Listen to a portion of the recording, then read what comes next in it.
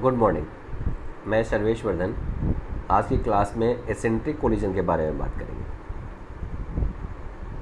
Eccentric collision है क्या, इसको आप इस तरह से समझ सकते हैं कि जब दो बॉडी कोलाइड करता है, पॉइंट ऑफ कांटेक्ट पे डाला गया कॉमन नॉर्मल अगर दोनों के सेंटर ऑफ मास से पास नहीं करता हो तो इसको हम इसेंट्रिक कोलिजन कहते हैं। ठीक है, तो इसेंट्रिक कोलिजन से रिलेटेड सारे प्रॉब्लम्स को डील करने के लिए हमको दो कंजर्वेशन को अप्लाई करना पड़ता है, एक एंगुलर मोमेंटम कंजर्वेशन और एक लीनियर मोमेंटम कंजर्वेशन। ठीक है, और एक तीसरा जो होता है वो इसेंट्रिक मतलब कोफिशिएंट ऑफ रेस्टिट्यूशन अप्लाई करना होता है। अब एंगुलर मोमेंटम कंजर्वेशन और लीनियर मोमेंटम कंजर्वेशन अप्लाई करने से पहले हम किसी जनरल प्लेन मोशन में किसी बॉडी का एंगुलर मोमेंटम कैसे लिखेंगे उसकी चर्चा करते हैं। मान लेते हैं कि एक बॉडी है जिसका मास m है।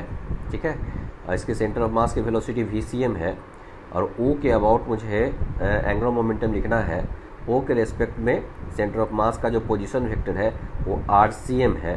ठीक है, तो एंगुलर मोमेंटम अगर हमको लिखना चाह रहे हैं तो हम लोग क्या करते हैं कि सबसे पहले angular momentum due to translation, ठीक है, plus angular momentum due to rotation about centre of mass लिखते हैं। कहने का मतलब है कि किसी बॉडी का ट्रांसलेशनल एंगुलर मोमेंटम लिखना अगर चाहते हैं तो हम पूरे बॉडी का सेंटर ऑफ मास पे कंसंट्रेटेड मान सकते हैं और ये मान सकते हैं कि वो पार्टिकल जो है vcm वेलोसिटी से मूव कर रहा है, सेंटर ऑफ मास की वेलोसिटी से मूव कर रहा है और उसको एक पॉइंट मास की तरह ट्रीट करके हम उसका angular momentum rcm cross p या rcm क्रॉस mvcm हम लोग लिख लेते हैं। ठीक है, इसको हम लोग ट्रांसलेशनल एंगुलर मोमेंटम कहते हैं। मतलब ये angular momentum due to translation, मतलब ये समझते हैं कि ये पार्टिकल सारा का सारा vcm वेलोसिटी से मूव कर रहा है। वैसे केस में एक बार में पूरे बॉडी का एंगुलर मोमेंटम ट्रांसलेशन की वजह से हम इतना लिख सकते हैं। प्लस फिर रोटेशन का इफेक्ट के लिए हम लोग क्या करते हैं, सेंटर ऑफ मास पर बैठेंगे और सेंटर ऑफ मास पर बैठ करके अगर हम किसी बॉडी का एंगुलर मोमेंटम लिखेंगे तो प्योर रोटेशन नजर आएगा और उसके लिए हम लोग एंगुलर मोमेंटम लिखने के लिए ICM इंटू ओमेगा लिखते हैं। तो ICM इंटू ओमेगा ये लिख दिया और दोनों को हमने वेक्टर साइन में रखा है। ठीक है, प्रॉपर साइन के साथ हम लोग इसमें ऐड करेंगे। ठीक है, तो फर्स्ट टर्म जो है वो हम लोग कहेंगे angular momentum due to translation और दूसरा जो टर्म है वो हमारा है angular momentum due to rotation about centre of mass. ठीक है, और दोनों के इफेक्ट को हम जोड़ देते हैं तो हमको ये नेट इफेक्ट मिलता है angular momentum of a body in general plane motion. ठीक है, ठीक उसी तरह से अगर हम किसी काइनेटिक एनर्जी लिखना है जनरल प्लेन मोशन में तो हम लोग क्या करेंगे, kinetic energy due to translation और kinetic energy due to rotation about centre of mass. ठीक है, अब ट्रांसलेशन लिखने के लिए क्या करेंगे, पूरे बॉडी का मास को सेंटर ऑफ मास पे कंसंट्रेटेड मानेंगे और वो समझेंगे कि वो पार्टिकल vcm वेलोसिटी से मूव कर रहा है और हम लोग सीधा सीधा लिखेंगे पार्टिकल का। हम जैसे जानते हैं कि काइनेटिक एनर्जी जो होता है हाफ m vcm स्क्वायर होता है। तो ये जो फर्स्ट टर्म है वो हमको ट्रांसलेशनल काइनेटिक एनर्जी मिला और ये जब हम सेंटर ऑफ मास पे बैठ जाएंगे, सेकंड टर्म जो है जब हम सेंटर ऑफ मास पे बैठ जाएंगे तो बॉडी प्योर रोटेशन में नजर आएगा और वैसे केस में हमको जो काइनेटिक एनर्जी मिलेगा वो हाफ ICM ओमेगा स्क्वायर। ये दोनों इफेक्ट को हम ऐड कर देंगे तो हमको ये काइनेटिक एनर्जी पूरे सिस्टम का बॉडी का जनरल प्लेन मोशन में मुझे मिल जाएगा। ठीक है, इस तरह से हम एंगुलर मोमेंटम और kinetic energy general plane motion में किसी बॉडी का लिखते हैं। ठीक है, अब हम बात कर लेते हैं रेस्टिट्यूशन इक्वेशन। रेस्टिट्यूशन इक्वेशन जो है वो उसमें जब दो बॉडी कोलाइड करता है, ठीक है, तो कोलाइड करता है अगर कहता है E का वैल्यू 0 है, ये एक टर्म है, E का वैल्यू 0 है तो कहते हैं कि दोनों पार्टिकल जो है परमानेंट जो कोलाइडिंग पार्टिकल है वो चिपक गया आफ्टर कोलिजन। ठीक है, और अगर नहीं चिपकता है तो E का वैल्यू 0 से 1 के बीच में कुछ भी हो सकता है, वो क्वेश्चन में दिया हुआ रहता है। ठीक है, तो अगर हमको रेस्टिट्यूशन इक्वेशन लिखना है तो बॉडी के लिए नहीं बल्कि यहाँ पर हम लोग बात करते हैं कोलाइडिंग पार्टिकल के लिए। हम लोग पार्टिकल को देखते हैं, पूरे बॉडी को नहीं है, बॉडी के सेंटर ऑफ मास को भी नहीं। क्या देखते हैं कि जो पार्टिकल आपस में कांटेक्ट में रहा जैसे 1 और 2 ये दोनों पार्टिकल जो है आपस में कांटेक्ट में है, तो ये दोनों जब कांटेक्ट में आएगा और कोलाइड करेगा तो इन्हीं दोनों का हम वेलोसिटी लिखते हैं कॉमन नॉर्मल के डायरेक्शन में। पॉइंट ऑफ कांटेक्ट पे ये कॉमन नॉर्मल है और इसी डायरेक्शन में दोनों पार्टिकल की वेलोसिटी इसी लाइन की तरफ कंपोनेंट लेते हैं और ये फार्मूला लगाते हैं v2n माइनस v/n बटा u1n माइनस u2n। ध्यान रखिएगा यहाँ 2 है, किसी को भी 1 2 मान सकते हैं, यहाँ 2 है, यहाँ 1, फिर यहाँ इनिशियल u1, ये यहाँ पे u2। अब अभी v2n v1n क्या है, तो ये v2n v1n जो है वो कोलाइडिंग पार्टिकल का कोलिजन के बाद की वेलोसिटी कॉमन नॉर्मल की तरफ है, ठीक है। और u1n u2n ठीक उसी तरह से velocity of colliding particle before collision, ठीक है, अलॉन्ग कॉमन नॉर्मल। और e का वैल्यू 0 से 1 के बीच में कुछ भी हो सकता है। e इज इक्वल टू 1 जब होता है तो परफेक्टली इलास्टिक कोलिजन कहते हैं, उसमें काइनेटिक एनर्जी कंजर्व होता है। और e का वैल्यू जब 0 होता है तो परफेक्टली इनइलास्टिक कोलिजन होता है, उसमें कोलाइडिंग पार्टिकल जाकर चिपक जाता है। और e का वैल्यू 0 से 1 के बीच में कुछ भी हो सकता है, तो उसमें उसको हम लोग इनइलास्टिक कोलिजन कहते हैं, ठीक है। सबसे ज़्यादा e इज इक्वल टू 0 वाले केस में एनर्जी का लॉस होता है, ठीक है। तो हम ये आपको ये हमेशा आपको रेस्टिट्यूशन इक्वेशन लिखना होगा कोलिजन वाले केस में। अब जैसे जो इसमें 4 तरह के प्रॉब्लम्स हैं, 4 केस डेवलप होता है। अब 4 केस डेवलप होता है, उसमें से एक केस है जिसमें कोलाइडिंग बॉडी दोनों का दोनों फ्री है, यानी किसी तरह से बंधा हुआ नहीं, ठीक है, कंस्ट्रेंट नहीं है, किसी से बंधा हुआ है नहीं है, क्लैम्प किया हुआ नहीं है, फ्री है मूव करने के लिए, किधर भी मूव कर सकता है। तो ध्यान से सुनेंगे, कोई भी बॉडी जब फ्री होता है तो वो सेंटर ऑफ मास के अबाउट रोटेट करना चाहता है, ठीक है। तो अगर फ्री बॉडी अगर उस पर अगर कोलिजन होता है और अगर वो रोटेट करेगा तो उसका रोटेशन जो होगा वो सेंटर ऑफ मास के अबाउट ही होगा, ठीक है।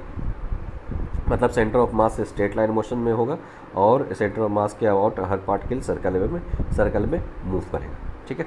जैसे मैंने ये क्वेश्चन लिया है कि एक रड है जिसका लेंथ l है, मास मैंने एग्जांपल में ऐसे ही ले लिया है, m is equal to 2m मान लिया है, यहाँ पे स्मॉल m है, इसकी इनिशियल वेलोसिटी u है और रड इनिशियली रेस्ट में है, ठीक है।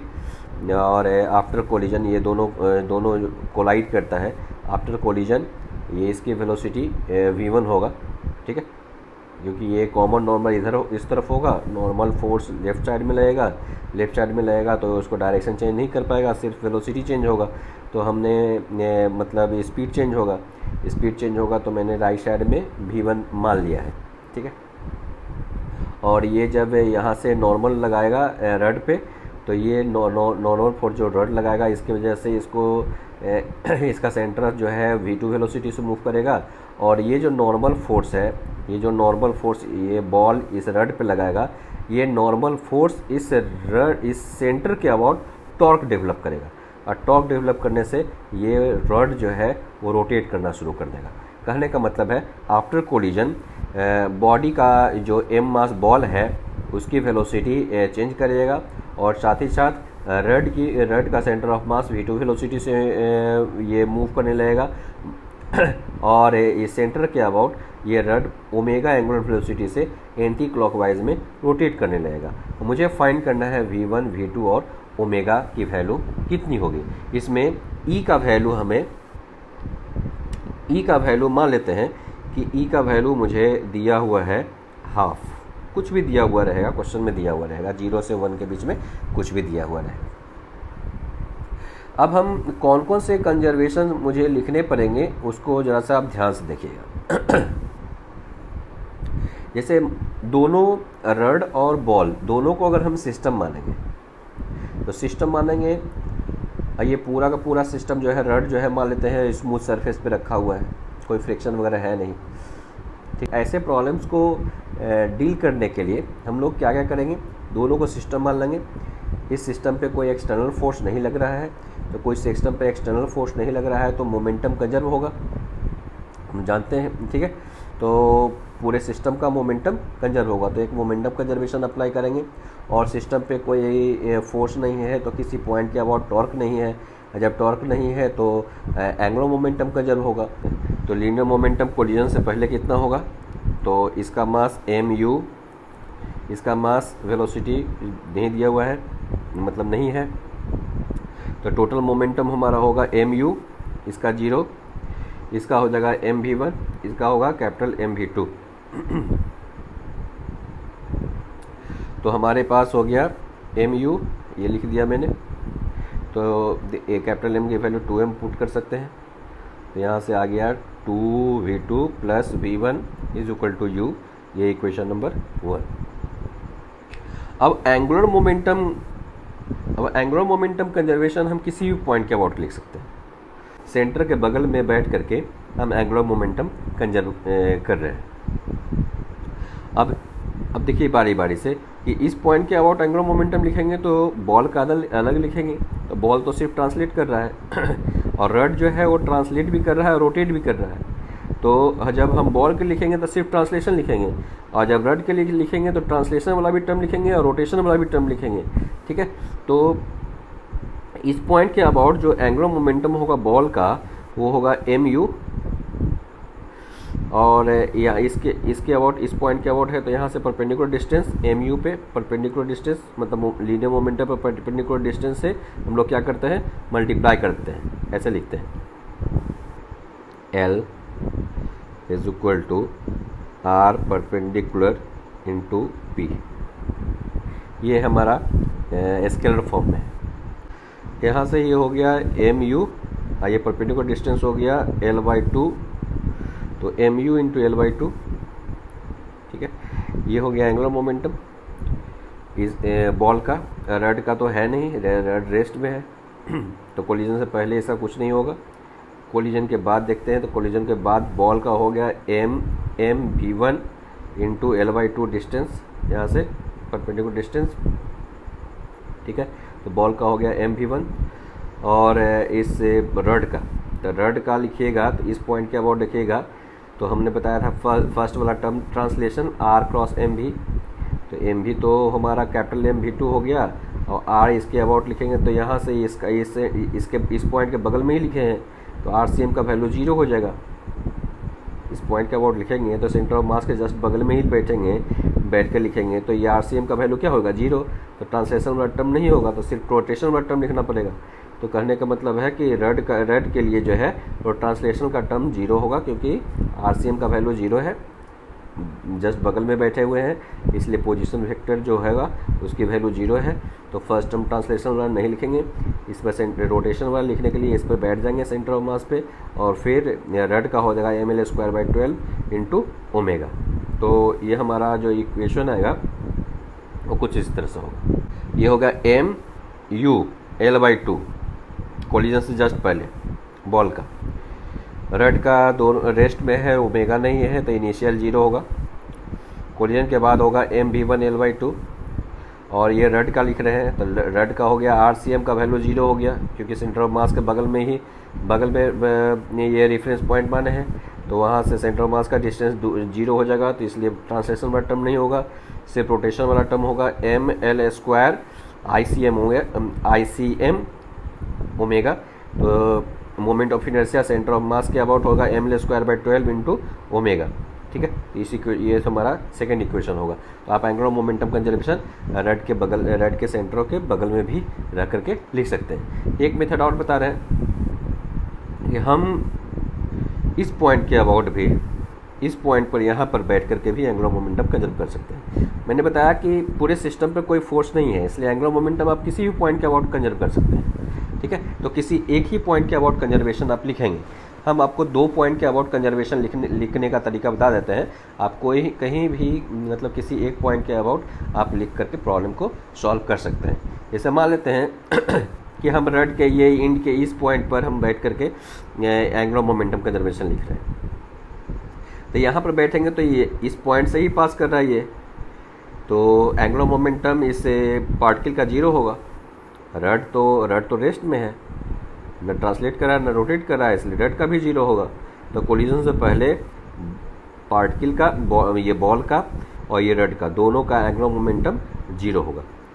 अब कोलिजन के बाद आप यहाँ पर बैठेंगे तो इस बॉल का 0 होगा, क्योंकि एम भी यहीं से पास कर रहा है। आर परपेंडिकुलर डिस्टेंस जो होगा, परपेंडिकुलर आर परपेंडिकुलर जो ये लिखा है मैंने, उसकी वैल्यू 0 हो जाएगा क्योंकि इसी पॉइंट से पास कर रहा है। इसलिए बॉल का ये आर परपेंडिकुलर वैल्यू 0 होगा, इसलिए एल का वैल्यू 0 होगा।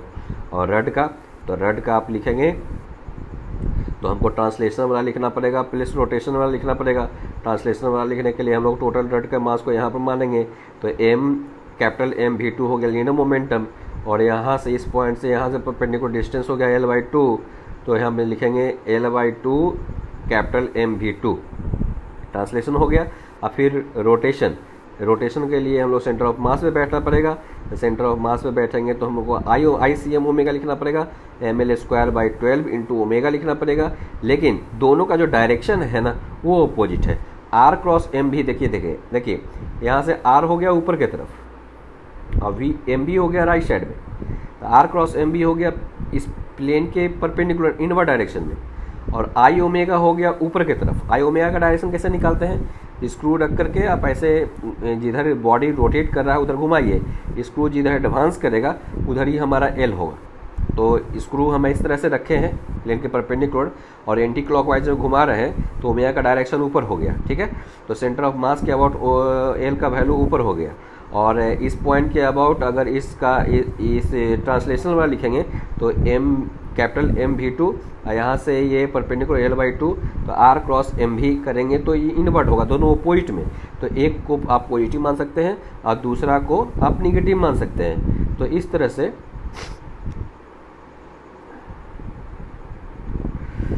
से आप लिख सकते हैं ऐसे। फर्स्ट टर्म 0 हो गया बॉल के लिए, रड के लिए 0 हो गया, बॉल के लिए कोलिजन के बाद भी 0 हो गया। क्यों? क्योंकि लाइन ऑफ एक्शन से मैच कर रहा है, लाइन ऑफ एक्शन उस पॉइंट से पास कर रहा है, इसलिए ये टर्म 0 होगा, ठीक है। मतलब बॉल के लिए तो 0 होगा। और ये रड के लिए लिखेंगे तो रड के लिए देखिए L/2 M V2 minus mL²/12 into omega, ये हमारा सेकेंड इक्वेशन होगा। तो आप दोनों में से कोई एक इक्वेशन लिख सकते हैं, ठीक है। रेस्टिट्यूशन इक्वेशन लिखना अगर चाहते हैं रेस्टिट्यूशन इक्वेशन लिखने के लिए हम कोलिजन के पहले कोलिजन के बाद दोनों कोलाइडिंग पार्टिकल की वेलोसिटी लिखेंगे। तो इसकी वेलोसिटी u1 ये रेस्ट में था, कोलिजन के बाद इसकी वेलोसिटी v1 माने हैं। इस पॉइंट की वेलोसिटी लिखने के लिए मतलब किसी पॉइंट की वेलोसिटी जानना चाहते हैं तो ये जो सेंटर ऑफ मास की वेलोसिटी उसमें ऐड देना पड़ेगा, उसको मानना पड़ेगा ट्रांसलेशन की वजह से V2, और फिर सेंटर ऑफ मास के अबाउट रोटेशन की वजह से ओमेगा L/2, दोनों सेम डायरेक्शन में हो गया। इसलिए ये जो पॉइंट है इस पॉइंट की velocity V2 plus omega L/2 होगा, ठीक है। तो इस तरह से कोलिजन के बाद दोनों पार्टिकल की वेलोसिटी मिल गया मुझे। V2 जो हम लिख रहे हैं रेस्टिट्यूशन में ये V2n, इसके लिए लिखेंगे V2 plus omega L/2 minus V1, तो हम इस तरह से लिख सकते हैं V2 plus omega L/2 minus V1 बटा बॉल का तो U माइनस 0, ये हमारा थर्ड इक्वेशन होगा। तो आप इक्वेशन 1, 2, 3 या 1, 2 प्राइम 3 ये तीनों इक्वेशन को सॉल्व करके हम V1, V2 और ओमेगा फाइंड कर सकते। एक केस लिया है इसमें दो बॉडी फ्री है मूव करने के लिए और कोलिजन के बाद दोनों स्टिक कर जाता है, ठीक है। इस प्रॉब्लम को डील करना है। तो चूँकि फ्री है मूव करने के लिए इसलिए मोमेंटम कंजर्व होगा, और ठीक उसी तरह से एंगुलर मोमेंटम कंजर्वेशन भी हम किसी पॉइंट के अबाउट कर सकते हैं। और रेस्टिट्यूशन इक्वेशन इसमें लिखने की ज़रूरत मुझे नहीं पड़ेगी। हम सिर्फ ये कंसीडर करना पड़ेगा कि दोनों बॉडी आफ्टर कोलिजन जिस पॉइंट पे ये दोनों बॉडी आफ्टर कोलिजन दोनों चिपक गया, ठीक है। एक बात और ध्यान से रखना है कि कोलाइड जब कोलिजन होगा, कोलिजन हो जाने के बाद जब दोनों बॉडी चिपक जाएगा तो दोनों कंबाइन होकर के मूव करेगा। तो मूव किसके अबाउट करेगा, तो कम्बिनेशन का सेंटर ऑफ मास के अबाउट वो रोटेट करता हुआ नजर आएगा, ठीक है। तो जो इसे मान लेते हैं ये रड है ये बॉल है, तो दोनों का सेंटर ऑफ मास, रड का सेंटर ऑफ मास यहाँ मिडिल पोजीशन है, बॉल का यहाँ पे है, और दोनों का मास मैंने सेम माना है तो इसका सेंटर ऑफ मास यहाँ पे होगा, ये मिडिल में आएगा, ठीक है। तो ये जो कम्बिनेशन का जो सेंटर ऑफ मास है वो स्ट्रेट लाइन में मूव करता हुआ नजर आएगा, ठीक है। और इसी सेंटर ऑफ मास, कम्बिनेशन के सेंटर ऑफ मास के अबाउट ये पूरा सिस्टम रोटेट करता हुआ नजर आएगा। ये इंपॉर्टेंट बात है, ठीक है। तो हम क्या क्या किए कि इसकी वेलोसिटी को मैंने, सेंटर ऑफ मास की वेलोसिटी को v मान लिए, ठीक है। और सेंटर के अबाउट ये रोटेट कर रहा है ओमेगा से। तो हमारे पास दो वेरिएबल v और ओमेगा है, तो एक हमें लीनियर मोमेंटम कंजर्वेशन लिखना पड़ेगा और दूसरा एंगुलर मोमेंटम कंजर्वेशन लिखना पड़ेगा, और दोनों को आप लिखेंगे तो सॉल्व हो जाएगा, ठीक है। तो हम लीनियर मोमेंटम कंजर्वेशन लिख रहे हैं mu इस बॉल के लिए, इसका 0 हो गया, ये दोनों एक साथ मूव करेगा तो टोटल मास होगा capital M plus small m, common velocity ये v से मूव कर रहा है सेंटर ऑफ मास, तो v से मल्टीप्लाई कर दिया तो v का वैल्यू u/2 आ गया, ठीक है। तो एक ही बार में पूरे कम्बिनेशन का सेंटर ऑफ मास की वेलोसिटी मुझे मिल जाएगा। अब एंगुलर मोमेंटम कंजर्वेशन लिखना है, तो एंगुलर मोमेंटम कंजर्वेशन हम किसके अबाउट लिखें, तो ये जो रड है, ये रड, ठीक है, ये रड का बॉल का जो कम्बिनेशन का सेंटर ऑफ मास यहाँ है, तो हम क्या करते हैं इसके जस्ट बगल में जो पॉइंट है उसके अबाउट हम कंजर्वेशन लिख रहे हैं, एंगुलर मोमेंटम कंजर्वेशन, इससे कम्बिनेशन का सेंटर ऑफ मास के बगल में बैठकर, ठीक है। ध्यान सुनिएगा, जब इसके बगल में बैठेंगे यहाँ पे Ly, ये डिस्टेंस हो जाएगा यहाँ से Ly4, यहाँ से Ly4, तो Ly4 डिस्टेंस हो गया ये, तो कोलिजन से जस्ट पहले एंगुलर मोमेंटम होगा mu इंटू Ly4, ये डिस्टेंस इस बॉल का, रड का 0 होगा, कोलिजन के बाद बॉल का हो जाएगा, देख लीजिए बॉल का हमको लिखना है, बॉल का क्या पूरा एक बार कम्बिनेशन का ही लिख लेते हैं एक ही बार में, तो हमको RCM, देखिए यहाँ पे RCM क्रॉस MVCM, तो सेंटर ऑफ मास, सिस्टम के सेंटर ऑफ मास के बगल में बैठे हैं इसलिए RCM की वैल्यू 0 होगा, तो फर्स्ट टर्म ट्रांसलेशन बार 0 हो जाएगा। अब हमको ICM ओमेगा लिखना है सेंटर ऑफ मास पर बैठ करके, तो सेंटर ऑफ मास पर बैठ करके हम मोमेंट ऑफ इनर्शिया लिखेंगे पहले, तो किसका, ये रड का मोमेंट ऑफ इनर्शिया लिखते हैं, तो रड का मोमेंट ऑफ इनर्शिया इसके सेंटर के अबाउट होगा mL²/12, पैरेलल एक्सिस थ्योरम लगाएंगे तो mL²/m Ly4 का होल स्क्वायर एक्स्ट्रा ऐड करना पड़ेगा, तो रड का मोमेंट ऑफ इनर्शिया इस पॉइंट के अबाउट होगा capital mL²/12 plus capital M Ly4 का होल स्क्वायर, ठीक है। अब ये पार्टिकल का कितना होगा, अब पार्टिकल का होगा m Ly4 का whole square, total moment of inertia हो गया इनटू ओमेगा, ठीक है। तो यहाँ से एक दूसरा रिलेशन होगा, यहाँ से वो आप ओमेगा यहाँ से फाइंड कर सकते हैं, और इससे पहले वाली इक्वेशन से यहाँ से v फाइंड हो गया, इसलिए इस तरह से हम v और ओमेगा की वैल्यू फाइंड कर सकते हैं। आप एंगुलर मोमेंटम कंजर्वेशन इस रड के बगल में भी बैठ कर लिख सकते हैं, इसके अबाउट, इस रड के सेंटर के बगल में बैठ करके यहाँ इसके अबाउट लिख सकते हैं, ठीक है। वैसे ही करना पड़ेगा। मान लेते हैं कि अगर हम इसकी पॉइंट के अबाउट लिखेंगे तो लिखेंगे mu L/2, रड का 0, इसका लिखेंगे इसकी पॉइंट के अबाउट, तो इसकी वेलोसिटी कितनी होगी, इस पॉइंट की वेलोसिटी पता है भी, ये ओमेगा से घूम रहा है, इस पॉइंट की वेलोसिटी होगा, ये ट्रांसलेशन वाली वेलोसिटी इसको दे देंगे v ट्रांसलेशन की वजह से, और ओमेगा Ly4 ये डिस्टेंस है, तो सर्कल में मूव करेगा इस पॉइंट के अबाउट, तो ये वेलोसिटी रोटेशन की वजह से होगा ओमेगा Ly4, तो इस बॉल की वेलोसिटी होगा v प्लस ओमेगा Ly4, तो ये हो गया m, देख लीजिए कोलिजन से पहले mu Ly2, कोलिजन के बाद बॉल का हो गया m, वेलोसिटी हो गया v plus omega Ly4, distance हो गया Ly2, बॉल का हो गया प्लस अब हम रड का लिखते हैं, तो इस पॉइंट के अबाउट अगर रड का लिखेंगे तो कितना होगा,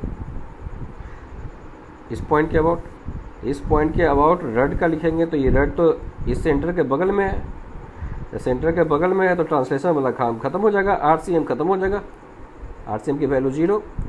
और फिर इस पे बैठेंगे तो मोमेंट ऑफ इनर्शिया कितना होगा, m ml²/12 इंटू ओमेगा। तो इस तरह से आप ये इक्वेशन लिख सकते हैं, ठीक है। तो आप दोनों में से कोई एक इक्वेशन लिख करके प्रॉब्लम को सॉल्व कर सकते हैं। ये मैंने थर्ड केस में लिया है कि इसमें एक जो बॉडी है, ये रड है, वो क्लैंप है। कोई एक भी पॉइंट मैंने इंड लिया है, इन पॉइंट क्लैंप बना है, मतलब इस पॉइंट के नट बोल्ट से बंधा हुआ है और ये फ्री है रोटेट करने के लिए, रोटेट कर सकता है ये, ठीक है। तो इस पॉइंट के अबाउट कंस्ट्रेन है, इसको कंस्ट्रेन भी कर सकते हैं, क्लैंप कर सकते हैं। तो यहाँ पर नट बोल्ट से क्लैंप किया हुआ है, ठीक है, ताकि ये सिर्फ रोटेट कर सकता है। और यहाँ पे रखा हुआ एक दूसरा बॉडी जो है, बॉल है, इसका मास m है, वेलोसिटी u से आता है और ये इससे कोलाइड कर जाता है। डिस्ट्रीब्यूशन का वैल्यू e का वैल्यू कुछ दिया हुआ है। तो आप सोचिए ज़रा क्या होगा। तो जब यहाँ से कोलाइड करेगा तो ये देखिए आप कॉमन नॉर्मल, तो कॉमन नॉर्मल आपको इस बॉल पे लगेगा पीछे की तरफ, तो पीछे की तरफ लगेगा तो इसकी वेलोसिटी जो है u चेंज होगा, डायरेक्शन चेंज नहीं होगा। और ये जो कॉमन नॉर्मल, ये बॉल जो इस रड पे नॉर्मल फोर्स लगाएगा राइट साइड में, तो ये नॉर्मल फोर्स का इस क्लैंप के अबाउट टॉर्क डेवलप होगा। जो टॉर्क डेवलप होगा वो उस रड को रोटेट कर देगा। तो कहने का मतलब ये है कि जितना देर में ये कोलाइड करेगा उसमें बॉल की स्पीड घटेगा और उतने ही समय में ये नॉर्मल रिएक्शन इस रड को रोटेट कर देगा। कहने का मतलब है इसकी वेलोसिटी मान लेते हैं v1 हो गया और रड की वेलोसिटी आफ्टर कोलिजन ओमेगा हो गया, एंगुलर वेलोसिटी ओमेगा हो गया, ठीक है। तो हमारे पास नंबर ऑफ वेरिएबल्स जो हैं वो v1 है और ओमेगा है, दो वेरिएबल है। तो हमको दो ही इक्वेशन लिखने की ज़रूरत पड़ेगी। यहाँ ध्यान से देखिएगा कौन कौन सा कंजर्वेशन लिखना है। यहाँ पे जब दोनों को सिस्टम मानेंगे तो नट बोल्ट भी सिस्टम पे फोर्स लगा रहा है, तो नट बोल्ट सिस्टम पे एक्सटर्नल फोर्स लगा रहा है, तो हम मोमेंटम कंजर्वेशन नहीं लिख सकते हैं, क्योंकि मोमेंटम कंजर्वेशन तब लगाते हैं जब एक्सटर्नल फोर्स नहीं होता है। यहाँ क्लैंप जो किया हुआ है वो इस पर रड पर फोर्स लगा रहा है, इसलिए हम लोग लीनियर मोमेंटम कंजर्वेशन इसमें नहीं लिखेंगे। एंगुलर मोमेंटम कंजर्वेशन तो एंगुलर मोमेंटम कंजर्वेशन लिखने में यहाँ पर इस पॉइंट पर एक्सटर्नल टॉर्क लग रहा है, ठीक है। तो अगर हम कोई दूसरा पॉइंट लेते हैं, तो दूसरा पॉइंट अगर लेते हैं, रेफरेंस पॉइंट लेते हैं, तो उस पॉइंट के अबाउट इस एक्सटर्नल जो फोर्स लग रहा है उसका टॉर्क डेवलप हो जाएगा। तो फिर एंगुलर मोमेंटम कंजर्वेशन भी नहीं ले सकते हैं कोई दूसरे पॉइंट के अबाउट, ठीक है।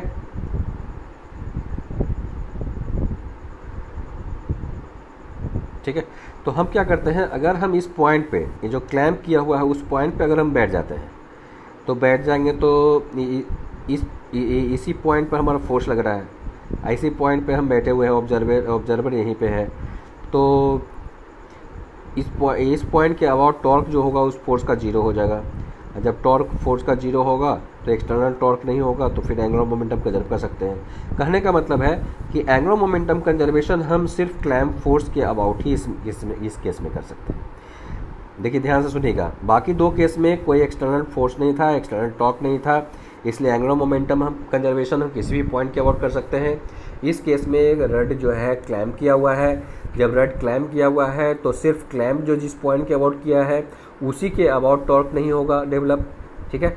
तो हम सिर्फ एंगुलर मोमेंटम कंजर्वेशन सिर्फ हम इस क्लैंप फोर्स के अबाउट ही कर सकते हैं। तो एंगुलर मोमेंटम कंजर्वेशन इस क्लैंप के अबाउट अगर करना है तो आप लिखिए कोलिजन से जस्ट पहले mu, यहाँ से डिस्टेंस हो गया l, तो mu इंटू एल हो गया इस बॉल का, रड का जीरो हो गया, इसका देखिए mv1 इंटू एल हो गया इसका एंगुलर मोमेंटम, और फिर इस रड का रोटेशन की वजह से, तो ये प्योर रोटेशन में है, तो प्योर रोटेशन में अगर कोई बॉडी रहेगा क्लैंप किया हुआ रहेगा तो हम लोग प्योर रोटेशन सिर्फ आई ओमेगा लिखते हैं, आई लिखते हैं हिंज पॉइंट के अबाउट। ध्यान सुनिएगा, वो जनरल प्लेन मोशन में हम लोग का है ट्रांसलेशन प्लस रोटेशन। अगर बॉडी प्योर रोटेशन में रहता है कि जिस पॉइंट के अबाउट हिंज किया रहता है उसी के अबाउट हम लोग एंगुलर मोमेंटम ये मोमेंट ऑफ इनर्शिया लिखते हैं, उसको ओमेगा से मल्टीप्लाई कर देते हैं तो एंगुलर मोमेंटम मिल जाता है। तो रड का एंगुलर मोमेंटम लिखना होगा तो इस पॉइंट के अबाउट लिखेंगे ml²/3 इंटू ओमेगा।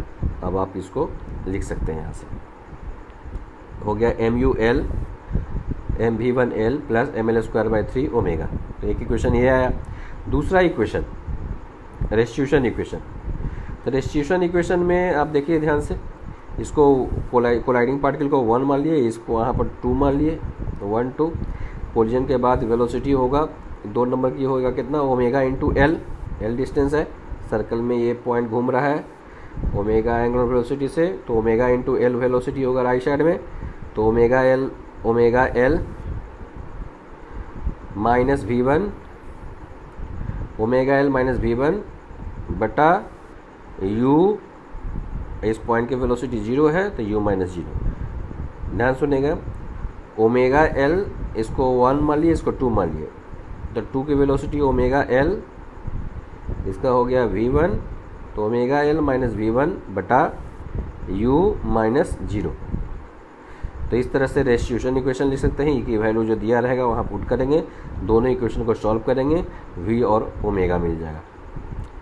ठीक है, इसमें एक क्वेश्चन और क्रिएट करता है, इम्पल्स एक्सपीरियंस्ड बाय क्लैम्प, मतलब क्लैम्प फोर्स कितना इम्पल्स जनरेट किया। तो इम्पल्स जो होता है वो चेंज इन मोमेंटम के बराबर होता है। तो हम लोग क्या करते हैं, दोनों को सिस्टम मान लेते हैं। दोनों को सिस्टम मानने से फ़ायदा होता है कि जो नॉर्मल रिएक्शन है वो इंटरनल हो जाएगा, और जो भी जो झटका लग रहा है, जो जर्क महसूस कर रहा है, वो क्लैम्प फोर्स हो गया। तो डायरेक्ट हमको क्लैम्प के वजह से इम्पल्स की वैल्यू मिल जाएगा। दोनों को सिस्टम मानेंगे तब, अगर किसी एक को मानेंगे फिर नॉर्मल रिएक्शन भी आ जाएगा एक्सटर्नल। तो हम क्या करते हैं, दोनों को सिस्टम मान लिए एक साथ, और फिर हम चेंज इन मोमेंटम लिख रहे हैं। ठीक है, तो हम जे लिख रहे हैं यहाँ पे, पूरा दोनों को मिला कर सिस्टम मान लिए हैं। जे हम लेफ्ट साइड में हम पॉजिटिव मान रहे हैं, तो सारा टर्म जो है हम लेफ्ट साइड में पॉजिटिव मानेंगे। फाइनल वेलोसिटी लिखिए पूरे सिस्टम का, तो पूरे सिस्टम का मोमेंटम लिखना है। तो देखिए इसका मास m है, दोनों स्मॉल ही m माने हैं, m into omega L by 2। देखिए mv1 हमको लिखना है लेफ्ट साइड में, तो लेफ्ट साइड लिखेंगे तो minus mv1 minus capital M omega L by 2, जो हो गया फाइनल मोमेंटम लेफ्ट साइड में, minus initial momentum left side में, तो हो गया m, ये राइट साइड में है, हमको लेफ्ट साइड में लिखना है तो माइनस यू लिखेंगे। इस तरह सिंप्लीफाई करके जे निकल जाएगा। ये जो जे होगा वो सिर्फ ये जर्क जो है, जर्क की वजह से इम्पल्स रड पे जो एक्सपीरियंस करेगा वो इतना, जे की वैल्यू हमें इतना मिल जाएगा। Case number